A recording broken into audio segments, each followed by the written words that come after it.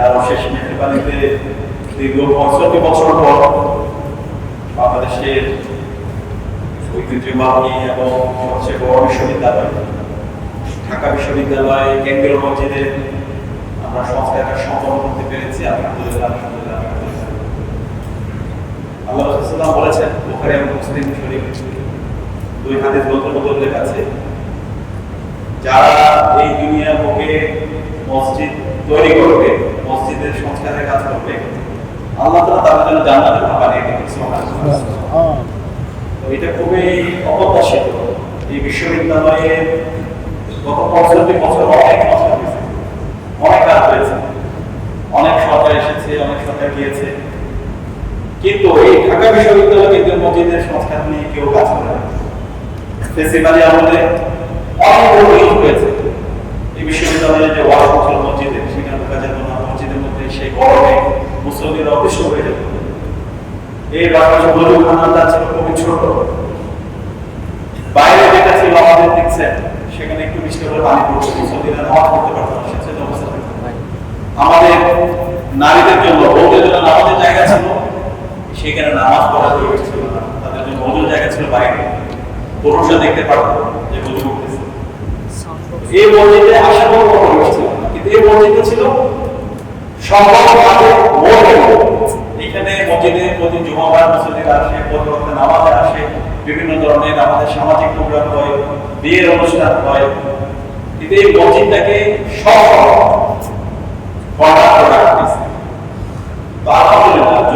পরবর্তী ছাত্র সংসদ নির্বাচন হয়েছে, ডাকসু নির্বাচনের শিক্ষার্থীরা আমাদের রাস্তা রেখেছে এবং আলহামদুলিল্লাহ আমরা কথা দিয়েছিলাম শিক্ষার্থীদের মেধাকে আমরা নির্বাচিত হয়ে আসার পরে আমরা একটি সরকারি ক্যাম্পাস নির্মাণ করবো, আমরা একটি নিরাপদ ক্যাম্পাস নির্মাণ করবো। একই সাথে আমাদের যে ধর্মীয় উপাসনালয়গুলো আছে, আমাদের যে মসজিদগুলো আছে, যেগুলোকে সবচেয়ে বেশি অবহেলা করা হয়েছে, সেই মসজিদগুলো আমরা পরিবর্তন করবো ইনশাআল্লাহ। আলহামদুলিল্লাহ। আমরা দায়িত্ব নেওয়ার পর আমরা বড় বিশ্ববিদ্যালয়ের প্রশাসনের কাছে গিয়েছি, ট্রেজারের কাছে গিয়েছি, যাওয়ার পর তাদের কাছে ফান্ড নেই।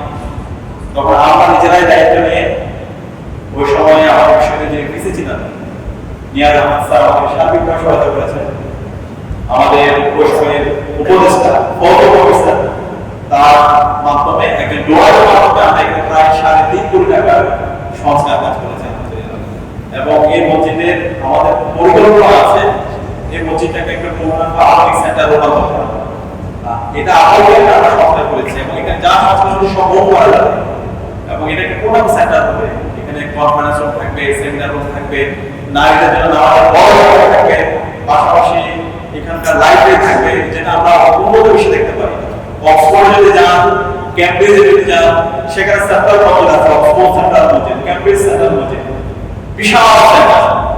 ওইখানে মিউজিয়াম আছে, ওইখানে ক্যাফেটেরিয়া আছে, নারীদের জন্য বিশাল আমাদের জায়গা আছে। কিন্তু আমাদের এই বাংলাদেশ মুসলিম অধ্যুষিত, কিন্তু আমরা এই মসজিদগুলোকে মৃত অবস্থায় রেখেছি। এই মসজিদগুলো থেকেই কোরআনী বিদ্যার পাওয়া, ইসলাম কিন্তু আমাদেরকে এটা শেখানো।